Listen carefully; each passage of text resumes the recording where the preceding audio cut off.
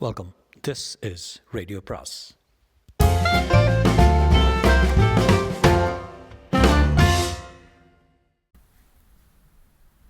அனைவருக்கும் அன்பு வணக்கம்.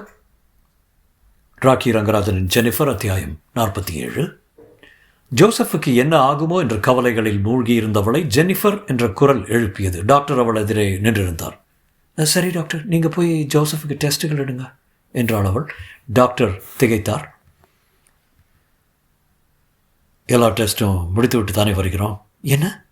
சுவரில் மாட்டியிருந்த கடியாரத்தை பார்த்தால் ஜெனிஃபர். 2 மணி நேரமாக சிலை போல உட்கார்ந்திருந்தோம் என்று தெரிந்தது. எப்படி இவ்வளவு நேரம் ஓடிற்று? டாக்டரின் முகத்தை ஏறிட்டு நோக்கினாள். அவர் சொல்லப்போவது நல்ல செய்தியா கெட்ட செய்தியா? அவன் முகத்திலிருந்து தெரிந்து கொள்ள முயன்றால் முன்னெல்லாம் இது எவ்வளவு சுலபமான வேலை அவளுக்கு. ஜூரர்களின் முகத்தை பார்த்து அவர்கள் என்ன தீர்ப்பளிக்கப் போகிறார்கள் என்பதை கண்டறிந்திருக்கிறாள்.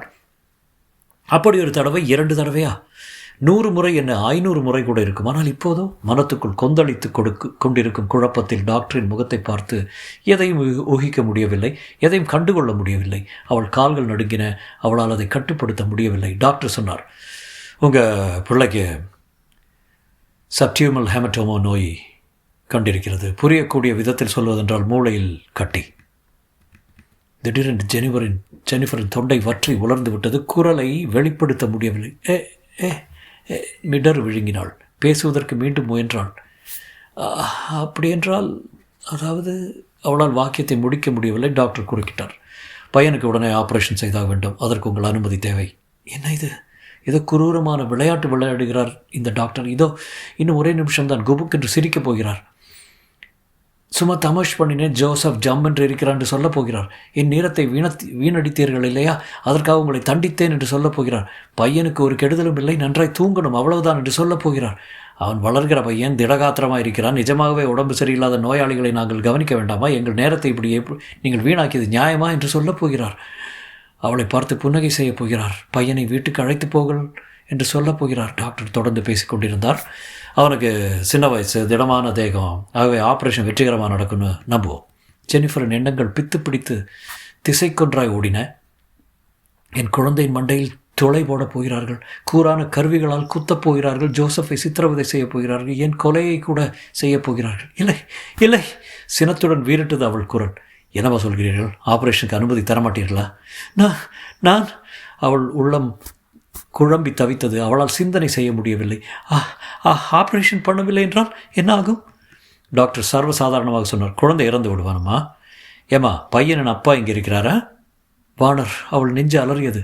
வானர் இப்போது இங்கே இருக்கக்கூடாதா என்று ஏங்கினாள்.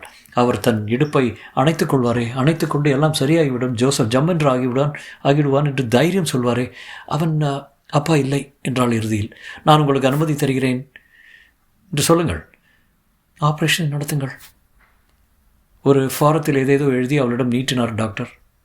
இதில் கையெழுத்து போடுங்க ப்ளீஸ். அதை சரியாக கூட பார்க்காமல் கையெழுத்திட்டாள் ஜெனிஃபர். எவ்வளோ நேரமாகும் டாக்டர்? சொல்வதற்கில்லை, திறந்து பார்த்தால் தான் தெரியும் என்று டாக்டர் அவள் முகத்தில் படர்ந்த கலவரத்தை கவனித்து பேச்சை மாற்றினார். ஆப்ரேஷன் செய்ய ஆரம்பித்த பிறகு தான் சொல்ல முடியும். நீங்கள் இங்கே காத்திருக்கிறீர்களா? வேண்டாம் என்றால் ஜெனிஃபர். 4 சுவர்களும் தன்னை கவிழ்ந்து கொண்டு அழுத்துவது போல தோன்றியது. சுவாசிக்க முடியாதபடி மூச்சு திணறுகிற மாதிரி இருந்தது. டாக்டர், நான் பிரார்த்தனை செய்ய வேண்டும். பக்கத்தில் ஏதாவது கோவில் இருக்கிறதா என்று விசாரித்தாள். டாக்டர் சொன்ன கோவில் சின்னதாக இருந்தது. அங்கே யாருமே இல்லை, ஜெனிஃபர் ஒருத்தி தான். மண்டியிட்டால், ஆனால் பிரார்த்தனை செய்ய தெரியவில்லை.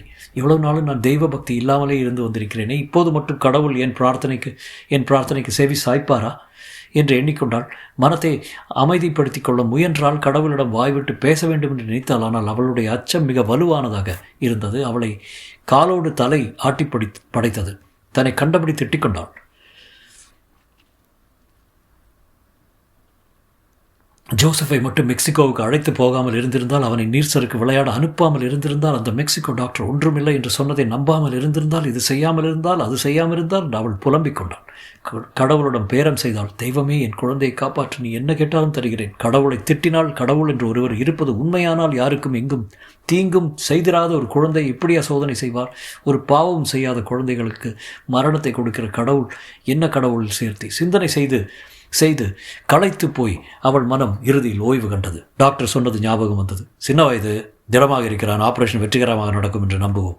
ஆமாம், எல்லாம் சரியாகத்தான் போகிறது, இப்போதே சரியாகத்தான் இருக்கிறது. இதெல்லாம் நல்லபடி முடிந்ததும் ஜோசஃபை எங்காவது வெளியூருக்கு அழைத்து போக வேண்டும், நிறைய ஓய்வு தர வேண்டும். மெக்சிகோ அவனுக்கு பிடித்திருந்தது, அங்கேயே போகலாம். நிறைய படிக்கணும், நிறைய விளையாடணும், நிறைய பேசணும். இதற்கு மேலே எதுவும் எண்ண முடியாது. எண்ணும்படி ஜெனிஃபரின் மனம் ஓய்ந்து போயிற்று. இருக்கையில் சரிந்து தோய்ந்தாள்.